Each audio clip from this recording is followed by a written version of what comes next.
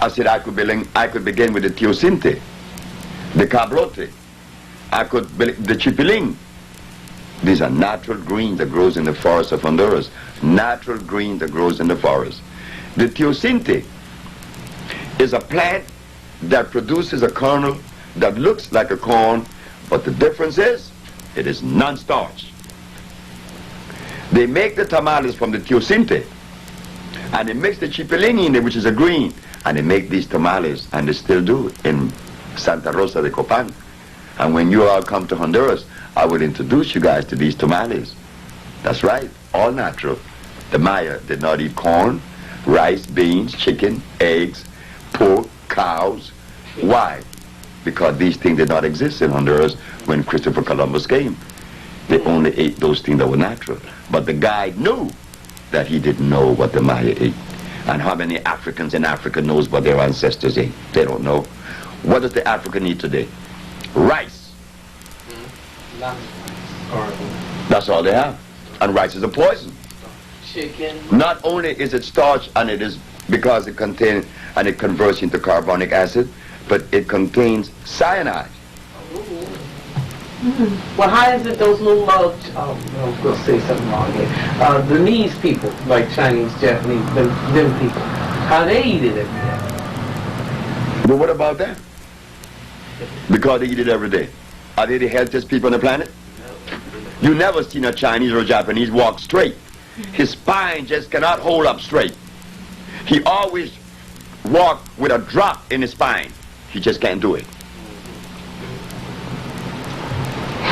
He eats nothing but starch. The Chinese should give credit, and a lot of credit, to the Italian that went down there with his name Marco Polo. Because at least he took them the wheat kernel that they could make their noodles. Before this man, what his name, the Italian Marco Polo, Chinese could make noodles. But what about their Buddhist monks or whatever, Confucius? What they were still eating the same poison? What else do they have to eat? There's only one man came out of China that understood that. Was Dr. Li Cheng Fu. Dr. Li didn't need anything to grow under the ground. No, he didn't. He just didn't do that. And Dr. Li, according to the history, lived 125 years. You see? 165 years. And he died here in New York. Or it was recorded in New York. He died in China. But he was a Chinaman that I respect. Like when I go to India, I talk to Raja Gopalachari. He's a friend of mine that lives in Calcutta. And he looked at all the Indians and said they all are dead. I said, why? Look at what they eat. I said the same I say about Africa. That's why there isn't one African leader that I respect. I can't respect any African leaders because I know his head is confounded. Why? Because look at what he eats. Is fish good? Fish rots in the intestines. Oh. That's where the worms go. Exactly right. Anything that walk, crawls, swim, or fly, and that has a head should not enter my system. This should have a face. Valentine says Saturday. Anything that has a face, leave it alone. But he does worse than that. Because he recommends things that are more acid than that which you eat that have a head. Speaking of that, Dr. Say, I want to ask you some questions. My name is Marcus Scott Lewis. I'm just a humble, burned out, recovering activist, writer, and poet. And the questions I would like to ask you is, with this New Age movement out here, with all these European herbologists and all these writers, do you wouldn't recommend any of these books or any of these teachings? Now everyone's going back to nature, quote unquote, and heading to all these herbology stores and buying all these products and things. Our people are still confused because of lack of the correct information and misinformation which we receive. So could you give us a little starter on what we should be doing and what things we need to stay away from? Heading to the forest. All right. Heading to the forest. with someone that came from the forest. That we have not had. Because some of the best advisors in the United States, counselors, nutritionists, and doctors, trained our brother by the name of Dick Gregory. All right now. Well, Did he recommend the Bahamian diet? The answer is yes. And what did the Bahamian diet consist of as a base? Soybean. And didn't Mr. George Washington Carver made plastics out of soybean? Yes. So how could he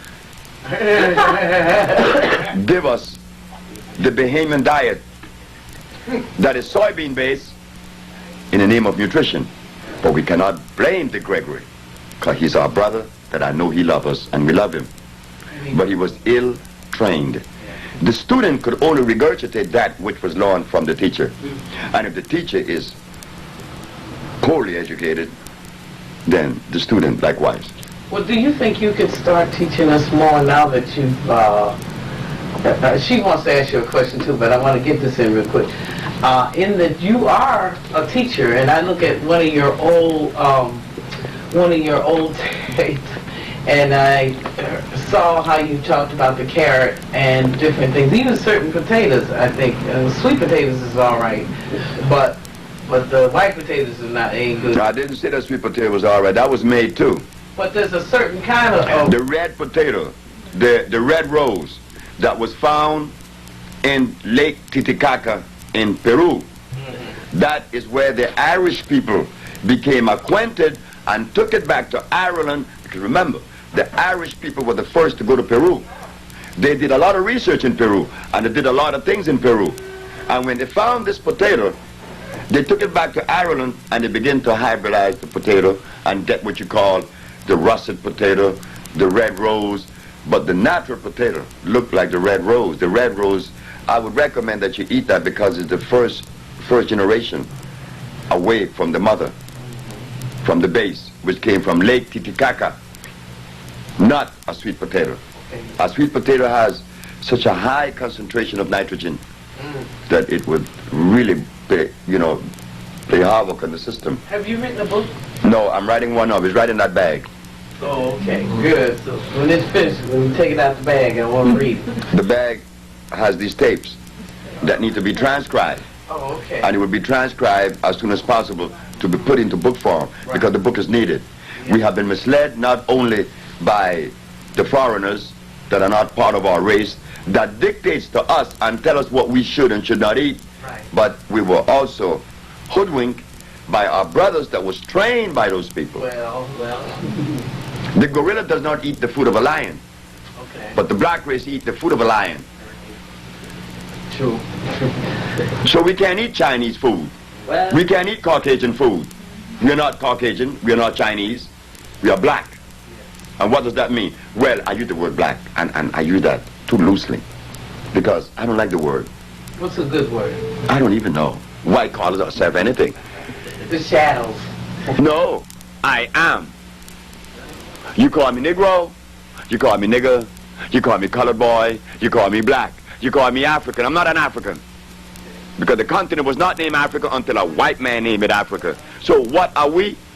Planetary. Thank you very much. She has a question for you. Yes, I just want to end because people be talking about how spirulina and wheatgrass is so good. I want you to just explain to them that Who are it's you? not good for I'm Bayana. Bayana asked a question about spirulina and wheatgrass. Spirulina, I mean, where does spirulina grow? It's hybrid. And what about the wheatgrass? Hybrid. Wheat kernels. When in my embryonic stages, and I must admit it was later than that because I was in New York practicing this thing already, and I was using wheat to produce wheatgrass to be juice, and here I am with my little cup of wheatgrass juice. I got the best chlorophyll in the world. Man, a little lady, 94 years of age, named Mrs. Holloman, said, "You're out of your mind. You're not going to recommend that to yourself and to no one else." Why, Mrs. Holloman? Because this stuff is poison. Wheatgrass juice. But just a minute, is wheat natural? I said, no. The fendo is natural. The teff is natural, but not the wheat. You make bread out